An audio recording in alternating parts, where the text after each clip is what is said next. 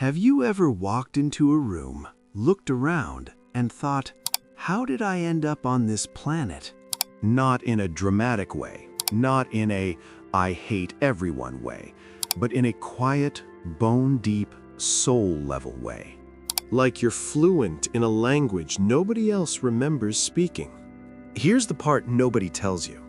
Thousands of years ago, the ancients had a name for people like you. And by the end of this video, you're going to know exactly what it was and why it might change the way you see your entire life.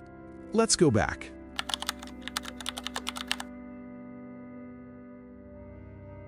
Some people feel at home in the world as it is. They sync effortlessly with trends, values, and the unspoken rules of society. They know what to say, how to dress, what to chase. And then there are the rest of us. The ones who, as kids, asked questions that made adults uncomfortable. The ones who felt ancient in classrooms. The ones who felt like they were observing humanity instead of fully participating in it. Psychology calls it existential sensitivity. Sociology calls it nonconformity. But ancient myth called it something far more poetic. Because this feeling isn't new. It's old. Older than your doubts.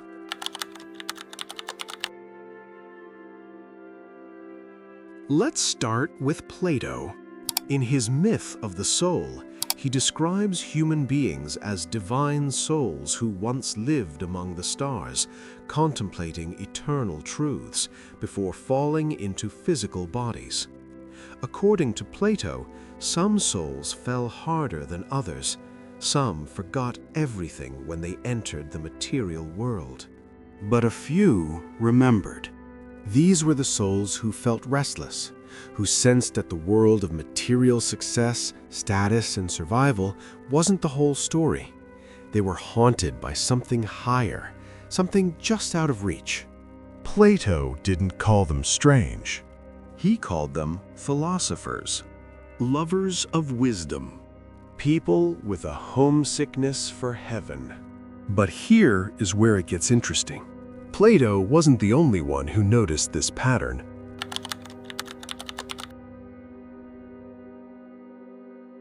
Fast forward a few centuries to the Gnostics, mystical thinkers living on the edges of early Christianity.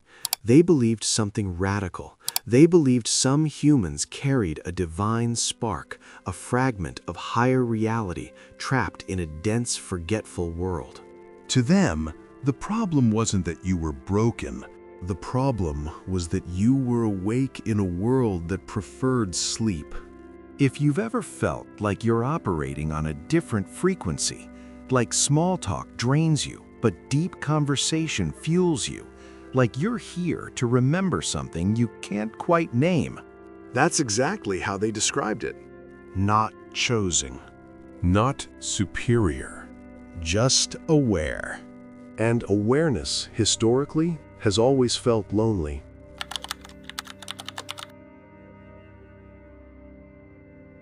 Across cultures, we see the same archetype again and again. In indigenous traditions, there's often the wisdom carrier, the child who seems older than their years. In Sufism, there's the traveler, the one passing through the world but not clinging to it. In Hindu philosophy, there's the idea of the liberated soul who moves through life awake while others remain entangled. Different cultures, different languages, same pattern. A person who moves through life with a quiet sense that this isn't their first rodeo. But let's be honest, being an old soul isn't glamorous. It doesn't come with applause. It often feels like misalignment. You mature faster than your peers. You question authority early. You struggle to fit into systems designed for conformity. You might even wonder if something is wrong with you. Ancient wisdom suggests maybe nothing is wrong at all.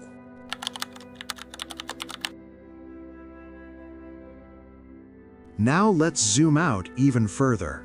In Greek mythology, there's Odysseus, the eternal wanderer trying to find his way home. In Jewish mysticism, there's the idea of souls descending to repair fragments of a shattered world. In Norse myth, Odin himself wanders the earth disguised, seeking wisdom at great personal cost. The wanderer archetype shows up everywhere.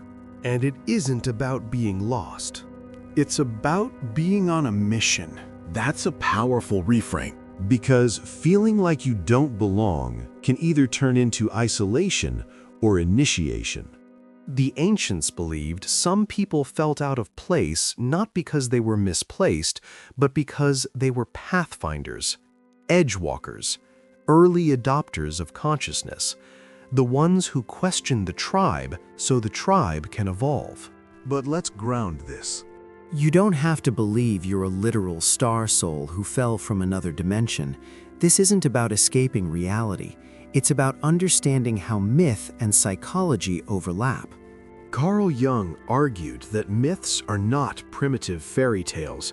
They are maps of the human psyche. When multiple civilizations independently create the same story of the outsider with insight, that's not random.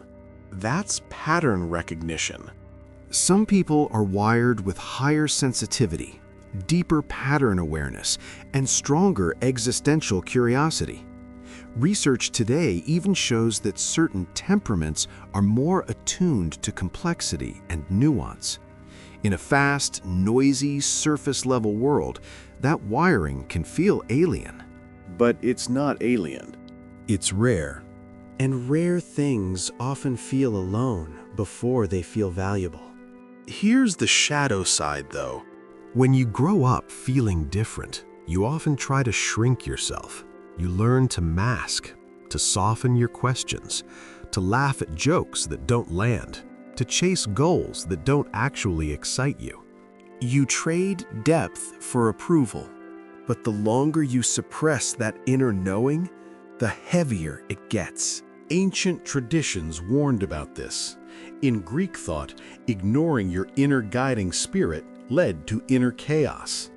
In Eastern philosophy, living out of alignment with your deeper purpose created suffering. The message is consistent. Your difference is not an error. It's a signal. The pain doesn't come from being different. It comes from pretending you're not. So here's the payoff I promised you at the beginning. The ancients didn't just name people like you. They gave them responsibility. If you feel like you don't belong here, maybe the better question isn't, where do I fit? Maybe it's, what am I here to bring? Philosophers brought questions that cracked open reality. Mystics brought awareness that softened rigid systems. Wanderers brought new paths where none existed. Old souls brought perspective when the world lost its balance. Instead of contorting yourself into belonging everywhere, find the environments that reward depth. Seek conversations that stretch you. Build communities instead of chasing crowds. Create instead of conform. Because the world doesn't evolve through perfect replicas. It evolves through the restless ones, the curious ones, the ones who refuse to sleep through existence. So what did the ancients call you? Philosopher, wanderer, initiate, wisdom carrier, keeper of the spark. Different names. Same essence. Someone who remembers there's more. And maybe that quiet discomfort you've carried your whole life isn't proof that you don't belong.